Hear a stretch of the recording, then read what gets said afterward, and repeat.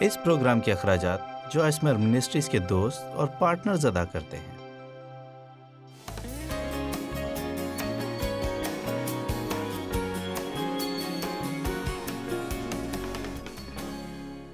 لہٰذا موسیٰ بھاگا اور خدا نے اسے واپس بھیجا۔ ہاجرہ بھاگی اور خدا نے کہا کہ واپس جائے۔ اب علیشہ کے بارے میں کیا خیال ہے؟ وقت نہیں کہ میں ان تمام نقطوں کو چھوں کیونکہ میں نے 6 ہفتوں کا پیغام دینا ہے اور میں ابھی پہلے حصے میں بھی نہیں۔ ایلیا ایزبل سے بھاگ گیا، وہ صحرا میں بھاگ گیا، وہ اداس اور مایوس ہوا اور وہ جھاؤ میں جا بیٹھا یا کسی درخت کے نیچے جا بیٹھا اور وہ مرنا چاہتا تھا۔ ایک فرشتہ آیا اور اس کی خدمت کی اور آخر کار وہ گیا اور غار میں کھڑا رہا اور بالآخر اس نے خداوند کی آواز سنی، ایک ساکت اور ہلکی سی آواز۔ ایمپلیفائڈ بائبل میں یہ پڑھنا بہت دلچسپ ہے۔ خدا نے اس سے کہا، تم یہاں کیا کر رہے ہو؟ میرا مطلب اگر تم ایک مشکل حالت میں ہو اور صرف یہ کرتے ہو کہ بیٹھ کر بدن خود پر افسوس کرتے رہنا کیونکہ تم اس جگہ پر نہیں جس میں رہنا تم پسند کرتے، شاید آج رات خدا آپ سے کہہ رہا ہے تم کیا کر رہے ہو؟ جہاں بھی خدا ہمیں رکھے گا وہ ہمیں فضل دے گا کہ وہاں اچھے رویے کے ساتھ رہے۔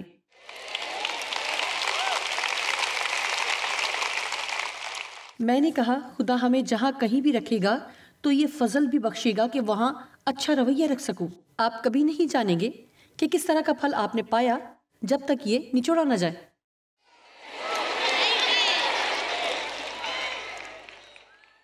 آپ روح کے پھل پر ہونے والے تمام سیمینارز پر جا سکتے ہیں اور محبت، خوشی، اطمینان، صبر، بھلائی، مہربانی، فروتنی، شائستگی اور خود کو ضبط کرنے کے بارے میں گیت گا سکتے ہیں، لیکن آپ کبھی نہیں جان سکتے روح کے پھلوں میں آپ چل سکتے ہیں کہ نہیں جب تک کہ کوئی دوسرا آپ کو دھکا دے یا آگے نہ بڑھائے۔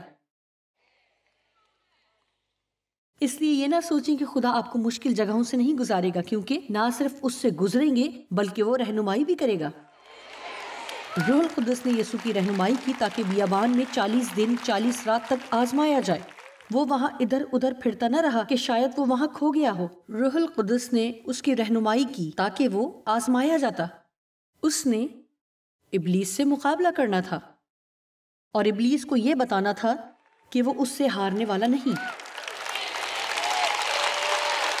چھوٹے سے داؤد کو جاتی جولیت کا مقابلہ کرنا تھا اس سے پہلے کہ وہ بادشاہ بنتا۔ اور میں آپ کو بتاتی ہوں کہ اس سے فرق نہیں پڑتا کہ کس طرح کا مسا آپ کی زندگی پر ہے یا آپ کس کام کے لیے بلائے گئے ہیں یا کس طرح کی برکت خدا نے آپ کے لیے رکھی ہوئی ہے۔ جب تک آپ ایسی چیزوں سے نہیں گزریں گے تو آپ تاج نہیں پہنیں گے۔ مجھے یہاں پر کھڑے ہونے کے لیے اپنے باپ کا سامنا کرنا پڑا اور اس کے ساتھ میری زندگی کی بہت سی چیزیں جن کا سامنا میں نے کیا۔ اب اگر آپ کسی سے زیادتی کا نشانہ بنے، میں یہ نہیں کہہ رہی کہ آپ کو انہیں کہنے، ان کے ساتھ بیٹھنے، ان کا سامنا کرنے اور ان سے مقابلہ کرنے کی ضرورت ہے۔ شاید خدا چاہتا ہے کہ آپ کسی کا سامنا کریں، لیکن صرف اس وجہ سے نہیں۔ میں آپ کو اپنی کہانی بتا رہی ہوں، بلکہ آپ خدا سے یہ یقین دہانی کریں کہ وہ کیا چاہتا ہے کہ آپ کریں۔ خدا ہر کسی سے ایک طرح کا برتاؤ نہیں کرتا اور در حقیقت یہ بالکل بھی دانش مندانہ نہ ہوگا۔ آپ کسی بھی انداز میں جائیں اور ایسا کریں، آپ کو اس کا سامنا اور مقابلہ کرنا ہوگا۔ یہاں تک کہ اگر آپ کسی اچھے دوست کے ساتھ بیٹھے ہوئے ہوں تو جو کچھ آپ کے ساتھ ہوا ہو اس کو تفصیل بتائیں اور اس وقت کیسا محسوس کیا، مجھے اس سے باہر آنا ہے، اس کا سامنا کرنا ہے اور اس سے باہر نکلنا ہے۔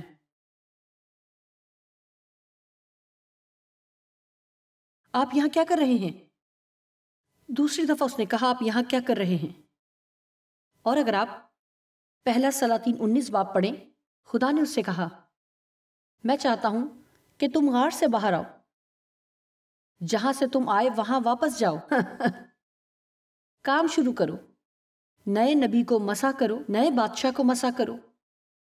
اور مجھے یہ پسند ہے جو اس نے کہا کہ علیشہ کو مسح کرے کہ اس کی جگہ لے۔ حیران ہوں کہ کیسے اسے یہ پسند آیا ہوگا۔ نہ صرف میں یہ چاہتا ہوں کہ تم کام پر واپس جاؤ جوائس، بلکہ خود پر افسوس کرنا بند کرو۔ میں چاہتا ہوں کہ تم دوسرے لوگوں کی نگرانی شروع کرو جو آپ کی جگہ لیں گے جب آپ خاک میں مل جائیں گے۔ جی خداوند تیرا شکر ہو، میں اس بارے میں بہت خوش ہوں۔ اور پھر میرے خدایا یونا کے بارے میں کیا خیال ہے؟ جی اس نے ایسا سفر کبھی نہ کیا ہوگا، ہمیں یہ حوالہ پڑھنا ہوگا۔ یونا پہلا باب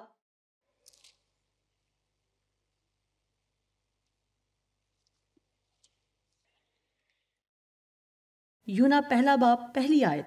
خداوند کا کلام یونا بن امتی پر نازل ہوا کہ اٹھ اس بڑے شہر نینوا کو جا اور اس کے خلاف منادی کر، کیونکہ اس کی شرارت میرے حضور پہنچی ہے۔ لیکن یونا خداوند کی حضوری سے ترسیس کو بھاگا۔ اس کا مطلب ہے کہ یونا ایک نبی ہوتے ہوئے خداوند کی حضوری سے ترسیس کو بھاگا۔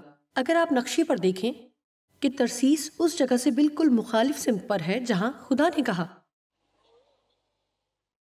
حیران ہوں کہ کتنے ہی لوگ خدا کی مرضی کے بجائے مخالف سمت کی طرف جا رہے ہیں۔ در حقیقت میں خود کو مسا شدہ محسوس کر رہی ہوں تاکہ میں ابھی کچھ منٹس کے لیے اپنے دیکھنے والوں سے بات کر سکوں۔ یہ نہ سمجھیں کہ میں صرف یہاں موجود لوگوں سے بات کر رہی ہوں۔ میں حیران ہوں کہ آپ میں سے بہت سے اپنے اندر یہ رویہ جانتے ہیں کہ خدا نے آپ کو کچھ کرنے کے لیے کہا۔ شاید آپ کے لیے خدا کی بلاہٹ ہے اور آپ نے فیصلہ کیا ہے کہ اس کے بجائے آپ کاروبار کریں گے۔ جانتے ہیں کیا یہ نہیں ہوگا؟ اگر آپ خدا سے بھاگ رہے ہیں اور آپ اپنی زندگی کے لیے خدا کی مرضی سے بھاگ رہے ہیں، شاید آپ اسے جلدی چھوڑ دیں گے اور اپنا بہت سا وقت یونا کی طرح یا بیابان میں یا یونا کی طرح مچھلی کے پیٹ میں رہنے سے بچا سکتے ہیں۔ یہ بہت دلچسپ ہے کہ وہ خدا کی حضوری سے بھاگا۔ اور پہلے باب کی 17ویں آیت، لیکن خداوند نے ایک بڑی مچھلی مقرر کر رکھی تھی کہ یونا کو نگل جائے، اور یونا 3 دن اور 3 رات مچھلی کے پیٹ میں رہا۔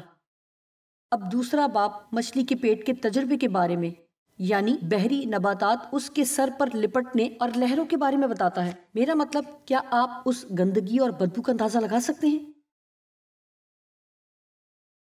آخر کار جب اس نے دعا کی تو مچھلی نے اسے اگل دیا۔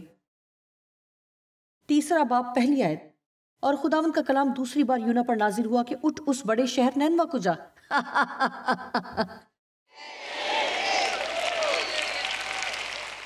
چاہے کتنی بھی مچھلیوں میں رہنا پڑے۔ کیا آپ میرے ساتھ ہیں؟ خدا اپنا ارادہ نہیں بدلے گا۔ کیا کوئی آج رات میرے ساتھ باخبر رہے گا؟ میں حیران ہوں کہ کتنی ہی مچھلیوں نے مجھے نگلا اس سے پہلے کہ میں کہتی خدا ہی خدا ہے، اور شاید اسی کے طریقے سے میں کام کرتی ہوں۔ میں نے کتنے ہی دن بیابان میں گزار دیے، میں کتنے ہی پہاڑوں کے گرد بار بار گھومتی رہی، یہاں تک کہ بالآخر یہ جانا کہ خدا مجھ سے زیادہ حکمت والا ہے۔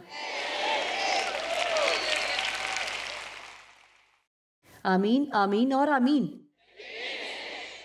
آئیے ہم بات کرتے ہیں کہ ہم اپنے مسائل سے کیسے بھاگ سکتے ہیں۔ چھوٹی چھوٹی سادہ چیزیں جن کا شاید ہر کوئی سامنا کرتا ہے، لیکن ہم نہیں دیکھتے کہ وہ کیوں ہیں۔ لہٰذا ہم آج رات کچھ مکاشفات کھولنا چاہتے ہیں۔ ان میں سے ایک جن کے ذریعے ہم بھاگتے ہیں وہ یہ کہ ہم معذرت پیش کرتے ہیں۔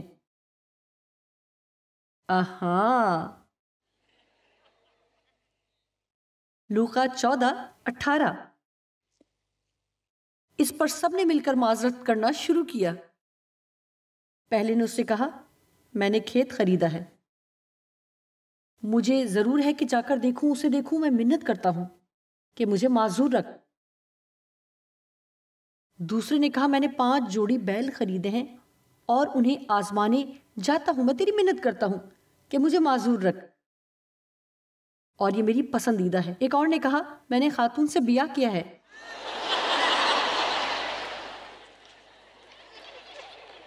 اس سبب سے نہیں آ سکتا، یعنی وہ معذرت کر رہا ہے۔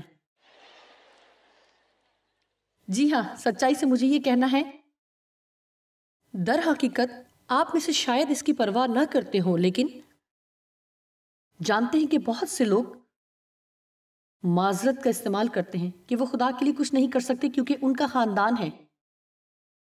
جی، میں آپ سے ایک سوال پوچھتی ہوں، جب یسوع نے اپنے شاگردوں کو بلایا اور انہوں نے سب چھوڑ دیا، اپنا کاروبار چھوڑا اور اس کے پیچھے چلے، کیا ان میں سے کسی کا خاندان تھا؟ پطرس کی ساس تھی، اس لیے اس کے بیوی اور بچے بھی ہوں گے۔ جس نے بھی کہا کہ تم خدا کے لیے کچھ نہیں کر سکتے کیونکہ تمہاری فیملی ہے، کسی طرح کی بھی خدمت آپ کو اپنی فیملی کو نظر انداز نہیں کرنا چاہیے، لیکن ہر کسی سے خدا کچھ نہ کچھ کروانا چاہتا ہے، خدا ہر کسی سے کچھ کام کروانا چاہتا ہے، خدا نے ہر کسی کے لیے کوئی نہ کوئی کام ضرور رکھا ہوا ہے، ہر کسی کے پاس کچھ ایسا ضرور ہے جو خدا چاہتا ہے کہ وہ کرے، ہر کسی کے پاس کچھ ایسا ہے جو خدا چاہتا ہے کہ وہ کرے، لہٰذا آپ کی کیا معذرت ہے؟ میں چرچ کے کسی کام میں حصہ نہیں لینا چاہتی، جانتے ہیں ایک دفعہ میں نے لیا اور مجھے دکھ ہوا۔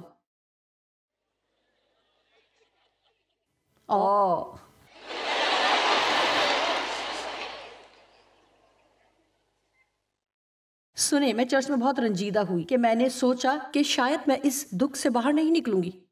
بالکل ایسا نہ سوچیں، آپ چرچ جاتے ہیں اس کا مطلب یہ نہیں کہ آپ کو دکھ نہیں ملے گا۔ دنیا کے سب سے زیادہ ریاکار لوگ چرچ میں پائے جاتے ہیں۔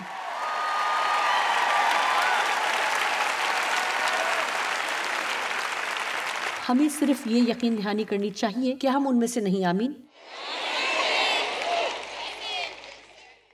آمین۔ آپ کی معذرت کیا ہے؟ آپ جانتے ہیں کہ میں نے یہ منسٹری بالکل شروع نہ کی، اب میں نے گھر میں بائبل اسٹڈی کروانا شروع کی جب میں میرے خیال سے 36 سال کی تھی، اور پھر میں نے یہ 5 سال تک کیا۔ پھر میں نے کچھ وقت کے لیے ایک چرچ میں کام کیا، لہٰذا میں نے تب تک یہ منسٹری شروع نہ کی جب میں 42 سال کی تھی، تب تک شروع نہ کی، اور میرے 4 بچے تھے، 3 نوجوان اور ایک چھوٹا بچہ تھا۔ لہٰذا مجھے یہ نہ بتائیں کہ آپ خدا کے لیے کچھ نہیں کر سکتے کیونکہ آپ کا ایک شوہر ہے یا بیوی یا آپ کے بچے، یہ آپ کی بہت سی ذمہ داریاں ہیں۔ یا پھر اپنی ہی معذرت کرتے رہتے ہیں۔ آمین، یہ بھی اچھی معذرت ہے، یہ بہتر معذرت ہوگی۔ جی، میرے ساتھ میری مدد کے لیے کوئی نہیں، شاید جب شادی کر لوں تب خدا کی خدمت کروں، جی شاید جب بچے بڑے ہو جائیں تب خدمت کروں۔ کیا میں آپ کو بتاؤں کہ کوئی بھی معذرت، خدا یہ سب نہیں کرے گا۔ نہیں، یہ بہت مشکل ہے، یا میں بہت کم عمر ہوں، یا بہت عمر والی ہوں، یا میری تعلیم درست نہیں۔ غلاطیوں 5:13۔ اے بھائیو، تم آزادی کے لیے بلائے تو گئے ہو، ہر کوئی یہ کہے کہ میں آزاد ہوں، مگر ایسا نہ ہو کہ وہ آزادی جسمانی باتوں کا موقع بنے، یعنی اس آزادی کو معذرت کے معنوں میں نہ لیا جائے۔ میں ہر کسی سے ان کے حقوق پر چیخنے اور سننے سے تنگ آ گئی ہوں۔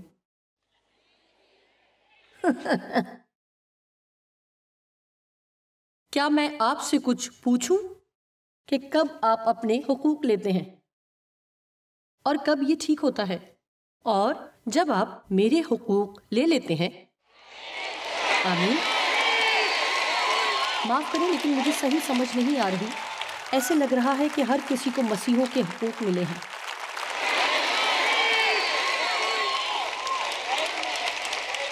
جی، یہ مضحکہ خیز ہے۔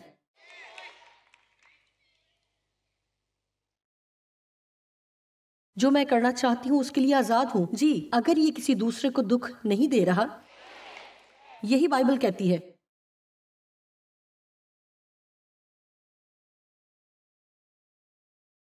ہم بے دینی پر عمل کرتے ہیں اور اس کے لیے معذرت کرتے ہیں۔ ہم روحانی بلوغت کی کمی کی وجہ سے معذرت کرتے ہیں جب ہم کہتے ہیں میں تھکی ہوئی ہوں، اچھا نہیں لگ رہا، آج میں چڑچڑی ہوں کیونکہ اچھا محسوس نہیں کر رہی، آج میں الجھی ہوئی ہوں، یہ مشکل ہے کہ ایسا کروں کیونکہ کام پر بہت برا دن تھا۔ اچھا، اگلی بات پر چلتے ہیں۔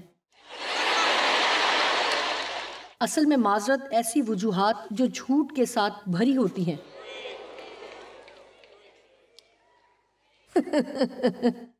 اپنی ذمہ داری سے ہٹنے کا دوسرا طریقہ یہ ہے کہ دوسرے لوگوں پر الزام لگانے کا رویہ رکھا جائے۔ جی، یہ آپ کی غلطی ہے کہ میں کام سے لیٹ ہوں۔ اگر یہ فون نہ بجتا تو میں بالکل لیٹ نہ ہوتی۔ جی، فون کا جواب نہ دینے کے بارے میں کیا خیال ہے؟ ہر روز جلدی اٹھنے کے بارے میں کیا خیال ہے، جس کے لیے شاید مجھے سونے کے لیے بھی جلدی جانا پڑے یا شاید رات کو ہی کچھ چیزیں تیار کرنی پڑے۔ ہر روز معذرت نہ کرنی پڑے، جہاں بھی آپ جائیں دن بدن آپ کو لیٹ ہونا پڑے۔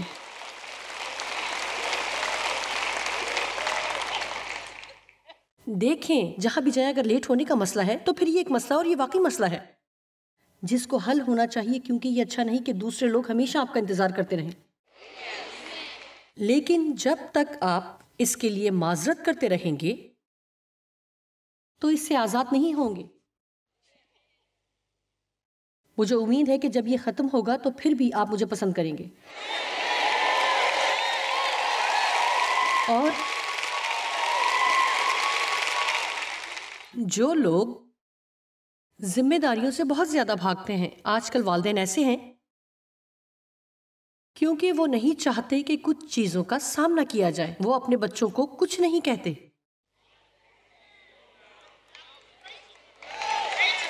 یہ بہت مسئلہ ہوتا ہے۔ اگر والدین اپنے بچوں کو بہت زیادہ ٹافیاں دیں جو کہ وہ پسند کرتا ہے، بچہ بیمار ہو جاتا ہے، کیا یہ والدین کی غلطی ہے یا بچے کی غلطی ہے؟ لیکن آج جس طرف دنیا چلی گئی ہے، اگر چھوٹا جانی بہت زیادہ ٹافیاں کھاتا ہے اور بیمار ہو جاتا ہے تو ماں ٹافیوں کی کمپنی پر مقدمہ کر دیتی ہے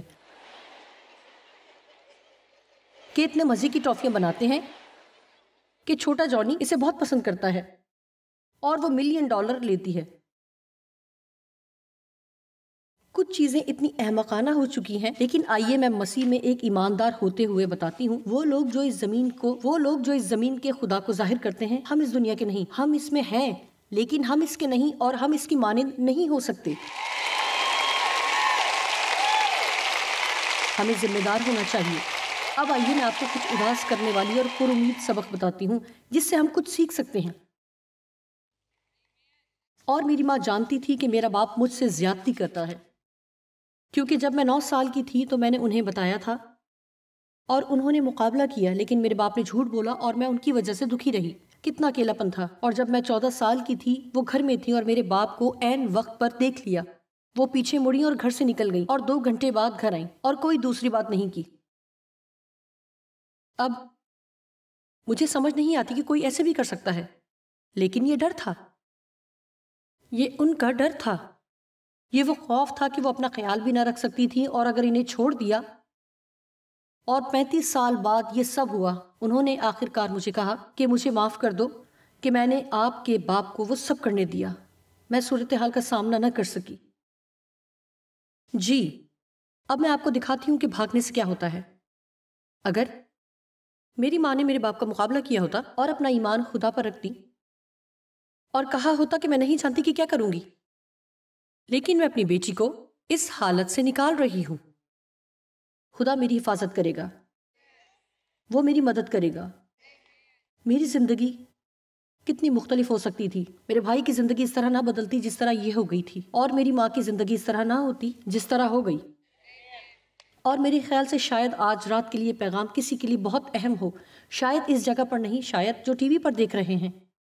آپ کو چیزوں کا مقابلہ کرنا ہوگا، لیکن خوف سے باہر نکل کر پوری کوشش سے ڈر سے نکلے۔ وہ بھاگی اور چھپ گئی، وہ بھاگی اور چھپ گئی، اور یہ احساس جرم ان کو کھاتا رہا جس کی وجہ سے ذہنی صحت متاثر ہوئی، یہاں تک کہ ان کا نروس بریک ڈاؤن ہو گیا اور ان کو 2 سال بجلی کے جھٹکوں کی ٹریٹمنٹ لینی پڑی، اور اس کے بعد وہ بالکل ویسی نہ رہی۔